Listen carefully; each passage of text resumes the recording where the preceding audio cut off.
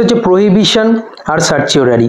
এই প্রহিবিশন আর সার্চিওরারি রিট দুটোর মধ্যে বেসিক সামান্য একটি পার্থক্য রয়েছে, বাকি কোনো পার্থক্য নেই। দুটোর ক্ষেত্রে কি হয় যে দেখা গেল যে লোয়ার কোর্ট বা কোনো ট্রিবিউনাল কোনো একটা বিষয়ে বা কোনো একটা কেসের জাজমেন্ট শোনাচ্ছে বা কোনো একটা কেস নিয়ে সেখানে একটা বিচারাধীন রয়েছে কোনো একটা কেস, যেটা তাদের আউট অফ জুরিসডিকশন, অর্থাৎ বিচার বিভাগীয় যে এখতিয়ার বা বিচার ব্যবস্থার যে এখতিয়ার তার বাইরে, অথবা সেই কোর্ট, লোয়ার কোর্ট বা ট্রিবিউনাল যে ল অফ ন্যাচারাল জাস্টিস, অর্থাৎ যে ন্যায় প্রদানের যে বিষয়টা, সেটা সঠিক ন্যায় প্রদানের যে বিষয়টা সেটা প্রদানে অসমর্থ হয়েছে বা তার জাজমেন্টে কিছু অসঙ্গতি রয়েছে, তাহলে এই যে সার্চিওরারি এবং প্রহিবিশন এর মাধ্যমে কিন্তু এই রিটগুলো জারি করার মাধ্যমে কিন্তু এই কনস্টিটিউশনাল রেমেডিসটা প্রদান করা হয়ে থাকে এর বিরুদ্ধে।